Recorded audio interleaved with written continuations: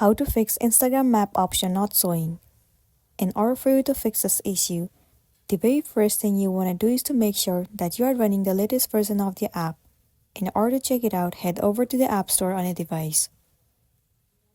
Once you're in the home page of App Store, in the search bar, you need to search for Instagram.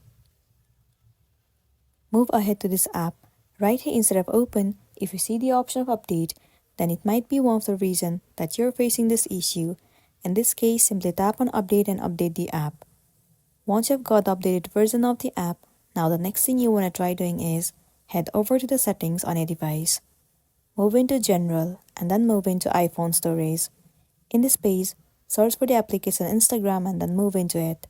Now click on offload app and then once again click on offload app.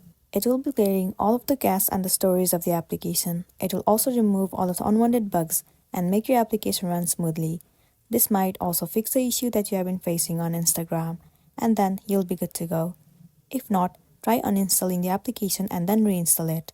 So that's a wrap for this video. If this video helped you, give it a like and check out our next tutorial. Thank you.